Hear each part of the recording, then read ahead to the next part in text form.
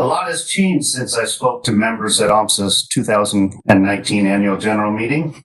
At that time, I was relatively new to the association, having assumed the role of executive director in January 2019.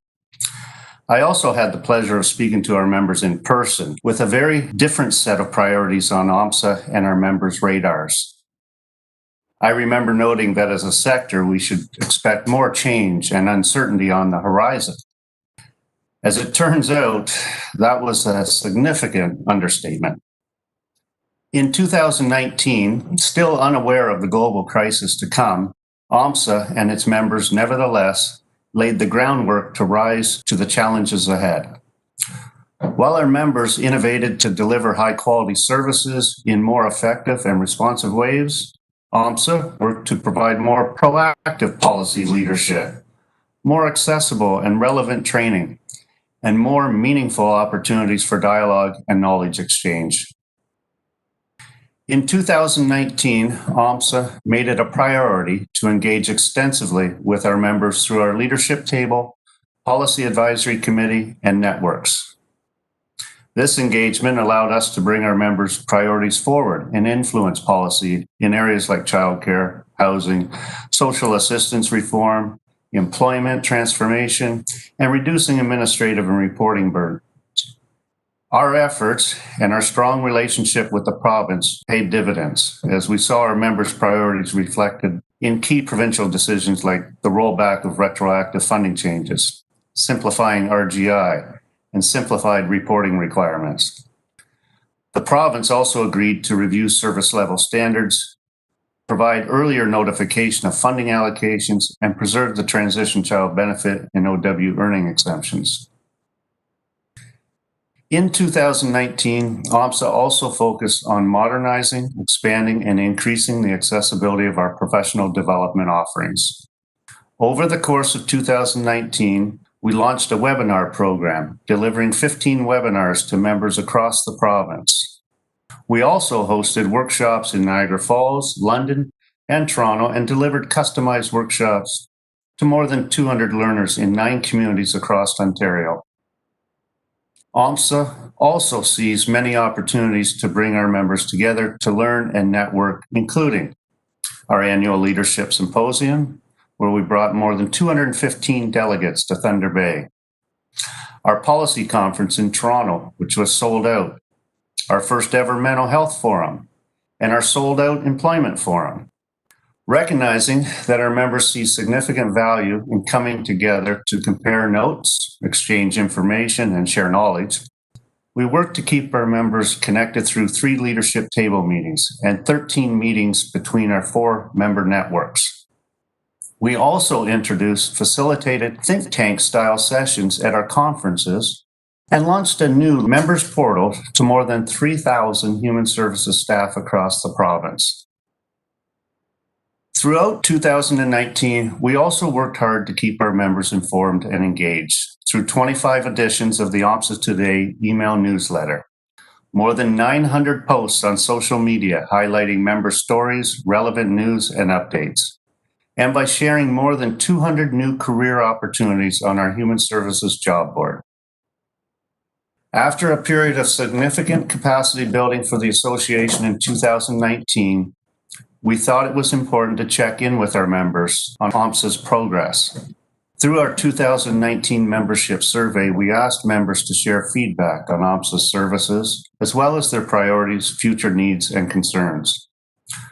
What we heard was both helpful and encouraging. Members reported a high level of satisfaction with their association, with 85% rating their overall satisfaction at a 4 or 5 out of 5. They also identified policy and government relations, as well as networking and knowledge exchange as their top priorities for OMSSA to focus its work.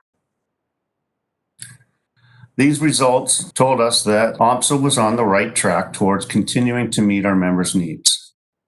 Strengthening the sustainability of our organization was another key priority for us in 2019. OMSSA has been serving and supporting its members since 1950, and it's important to make sure we can continue to do so for many years to come. In 2019, we worked towards greater long-term sustainability in a number of ways.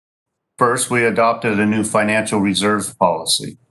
We also worked to streamline and digitize our existing processes and to reorganize staff roles and responsibilities to keep our team flexible and responsive. We also developed a more comprehensive set of policies and procedures to ensure consistency in our operations. And finally, we completed the process of fully digitizing our banking processes, which allowed us to save time and reduce costs. But it also would end up ensuring uninterrupted service through the uncertainty to come in 2020. Our final area of focus in 2019 was strengthening our strategic partnerships. Last year, we renewed our partnership agreements with AMO and the Canadian Mortgage and Housing Corporation.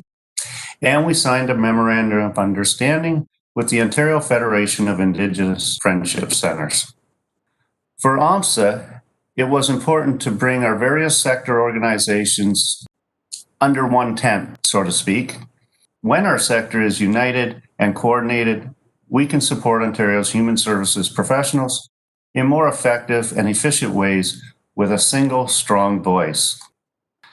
That's why, during 2019, we explored a friendly merger with the Association for Municipal Employment Services, better known as AIMS. I am pleased to announce that our two associations reached an agreement in 2020, and AIMS will now function as an official standing subcommittee of OMSSA's Education Committee, rather than as an independent association. Recognizing the changing nature of Ontario's employment services sector, this group will function under the title of OMSSA's Life Stabilization Committee and will be chaired by AIMS President and Employment Services Manager with the County of Wellington, Michael Simon. In this new capacity, this committee will provide expert advice and input on training and networking opportunities, enabling OMSSA to deliver high-quality education and resources in the areas of employment and life stabilization. After over 20 years working in human services, I am so pleased to see the level of coordination, cooperation, and strength that we see from our sector today. With a future of uncertainty and change ahead of us, staying united and connected will be critical. While I'm impressed with what our association and sector achieved in 2019, I am simply amazed by what we've been able to withstand and accomplish so far in 2020. Your work is seen, valued, and appreciated, and your association will do everything it can to support you and keep you connected, informed, and engaged through these challenging times. It's been an honor to serve as your executive director, and I'm looking forward to the challenges and opportunities ahead.